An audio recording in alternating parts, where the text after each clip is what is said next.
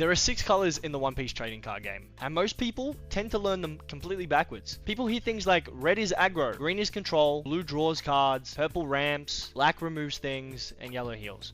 And while those things can be true sometimes, it's not actually what colors are.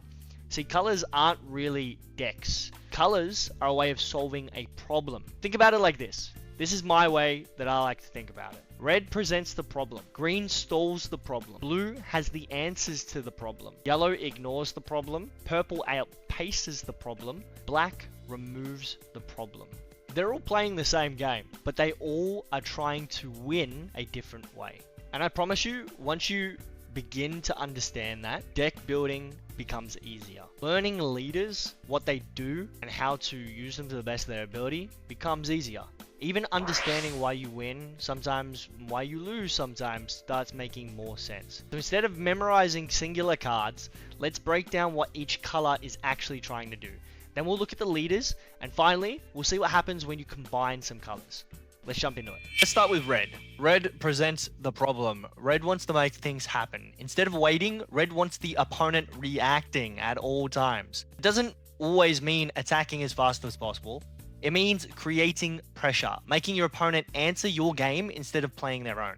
Red usually does this through strong attacks, creating pressure, as mentioned, generally forcing combats or forcing your opponent to counter out of combats, and difficult decisions on your opponent's behalf because of the sheer amount of pressure you're applying. Don't get it twisted, red doesn't always look the same. We're going to take a look at Shanks. He's a prime example. See, Shanks doesn't feel super aggressive. He's not the traditional red deck that people expect. Instead of a lot of small attacks and constant pressure, Shanks creates pressure through stronger turns and bigger threats. He's still intrinsically red. He's still forcing a response, but he's doing it his way. Let's take a look at Ace next. Ace looks a lot closer to what people expect when they hear red. It's more attacking, more activities, more pressure, but once again, a different style. However, the same identity. See, red wants to decide what happens first. Moving along to Bello Betty. This is our first dual leader. This is what happens when you combine some colors. This is where leaders become quite interesting and also quite complex. See, Bello, she takes what red does best. She plays multiple bodies and she applies immense pressure. However, her trick is she trashes a card from her hand to give your whole board state, granted they have revolutionary type archetype attached to their card, plus 3000 power, which intrinsically is red and increases the sheer power that red has, and once again creates a problem for your opponent to enter. Next color is green. See, green likes to stall the problem. Green approaches winning differently. Green usually isn't trying to remove things. Green wants to decide when things happen. Green often rest cards, stop cards from becoming active, stop cards from blocking, slows attacks because you're preventing the attacks, and limits your opponent's actions. See, I like to think that green operates on this notion. If your opponent can't use their cards, then they don't need removing. Let's take a look at Bonnie. She's a prime example of this. See, Bonnie creates time. She creates time and space. She does more than that because she creates opportunity with this time and space. This opportunity is for you to build while taking some of that pressure away. She also creates survivability. Look at it this way for a second. Because she allows you to stall your opponent's cards, it means that they're attacking less, which in turn means that you have more resources at your disposal. You haven't used that signature card to counter out of an attack. You now have, generally speaking, more cards on your hand, more tricks up your sleeve. Next leader is Zoro. See, Zoro, again, likes to control the pace of your opponent. However, he does this not by stalling, but by being aggressive. He attacks into your opponent's characters and gets rewarded for it. Once again, he's intrinsically green and he is controlling the problem, right? He's still stalling the problem because he's dealing with it first. He's attacking it head on. Next up is our dual color Krieg. Now he excels at stalling the problem. Now once again, he does it in his own way. He doesn't do it like Bonnie, where he actually stalls the problem. He prevents it from doing anything. He doesn't do it like Zoro, where he attacks the problem head on. He stalls the problem on a larger scale. He now makes your opponent decide if they're going to play their curve or stack Don on their characters to continue being a problem. On to the next color. It's blue. And what does blue do? Blue answers the problems. Blue is one of the easiest colors to misunderstand. See, blue, everybody thinks that blue is all about drawing cards. But blue really is about options. It's about flexibility. Blue wants choices. Blue wants answers. That kind of means drawing cards, but not just drawing cards. It means bouncing cards. It's reusing effects via bouncing cards and adapting each turn. And it adapts each turn because it generally has the answers to the problems presented each turn. Let's take a look at Buggy, for example. Buggy likes to cheat out cards using his leader ability. He also likes to prevent those cards from being removed. His main goal is to bounce your cards while establishing his board state. This in turn forces your opponent to spend technically resources they already spent, essentially once again voiding their previous turn. It forces your opponent to essentially rebuild while you keep developing. That's his advantage. The next one is Boa. Boa shows a different side of blue. She likes collecting cards in her hand. Boa turns extra cards into tempo advantage. Drawing more cards means that you're tending to find more pieces that you need. It also tends to mean that you've got more answers to problems or just counter, which is always useful. On to our dual color leader, which is green, blue, Luffy. Now, Luffy still has an assortment of options under his belt. He still has the answers to the problems. But Luffy creates these answers in a different way. See, Luffy has the ability to manipulate his Don. Essentially gets to restand 2 per turn. This effectively makes cards cheaper, but it also provides Luffy with safety. It means that he constantly has 2 Don up to answer your opponent's, say it with me, problems.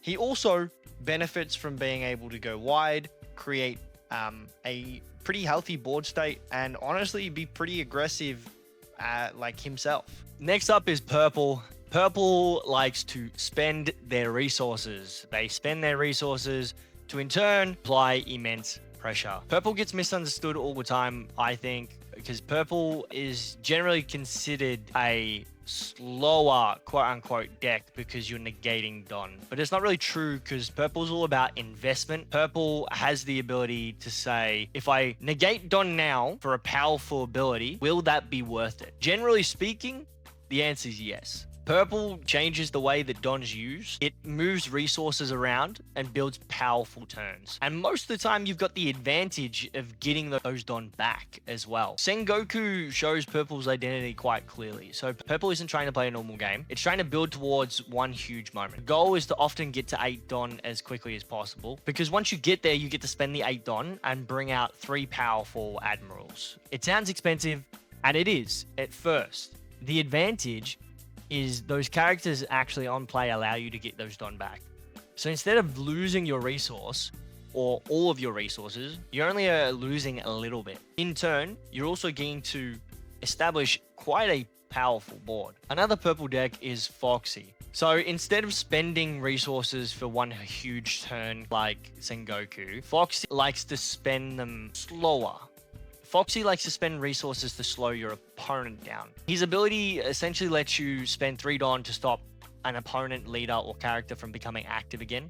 This means that cards that normally attack or defend can't end up doing anything. So they're just bricks. Same as usual though, purple, Foxy still has the inherent ramp. They want to continue to produce Don because they're constantly negating Don.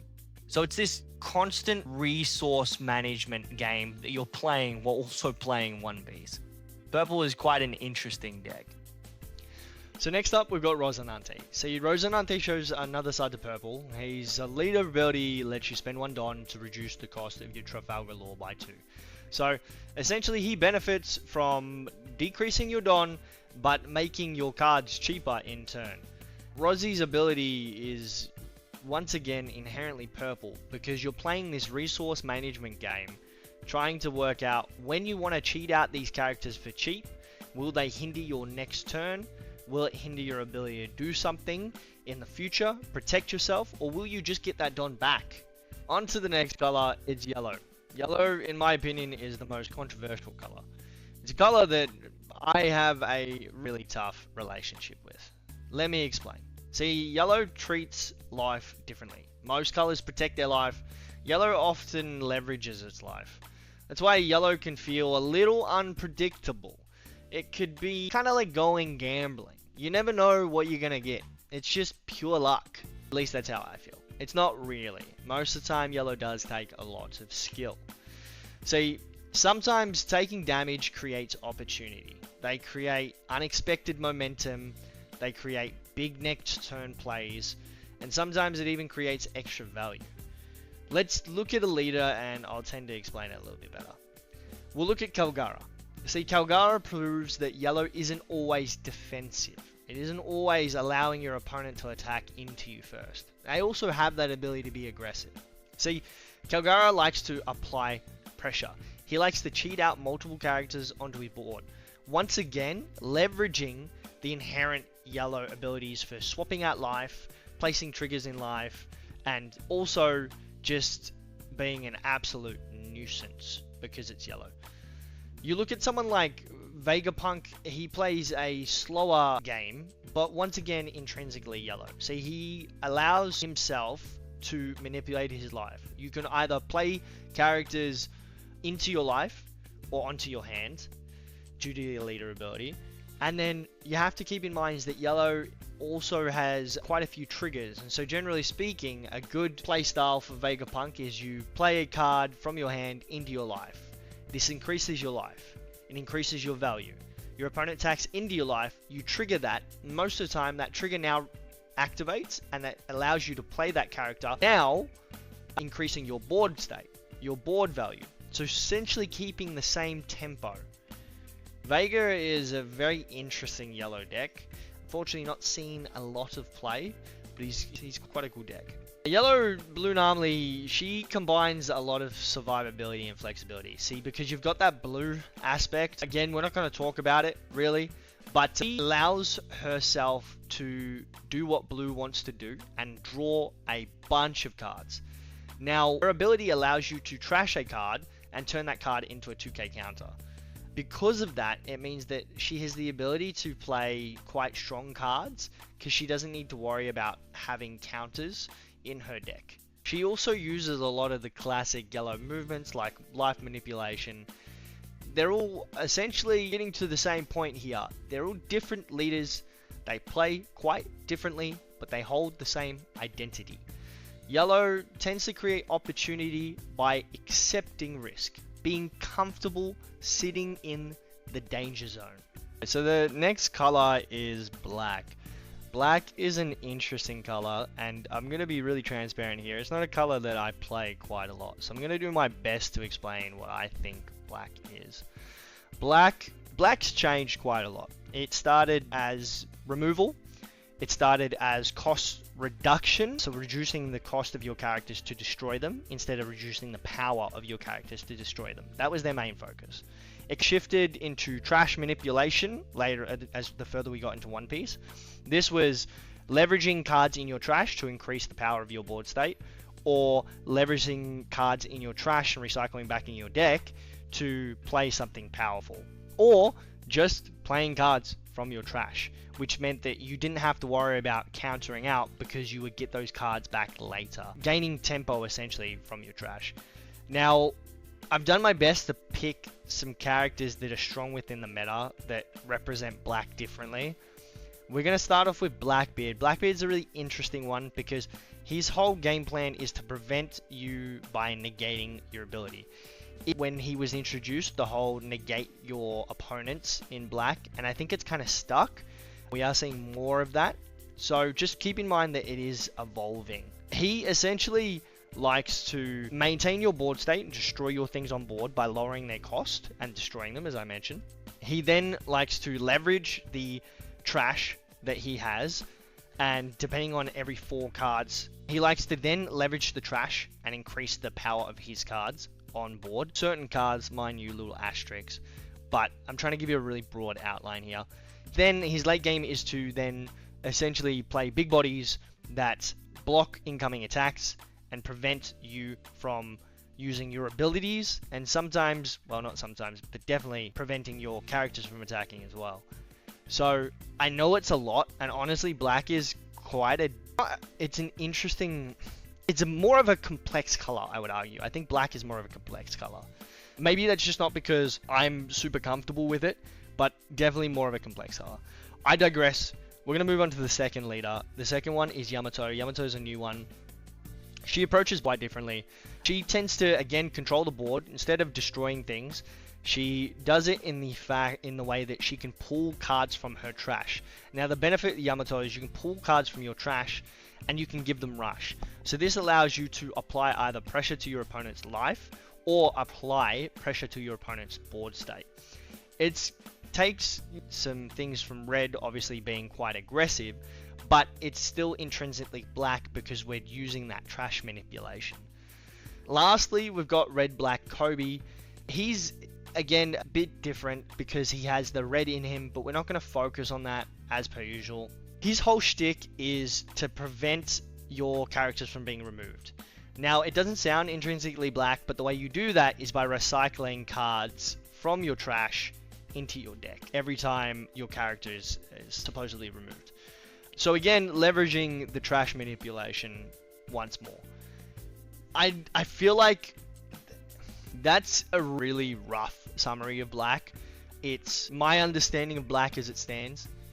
So if you feel like I haven't done a great job or I've missed something, please let me know in the comments below. I welcome it, please. I'm definitely no expert on all the colors here. I'm just trying to do my very best to explain my thought process on these colors.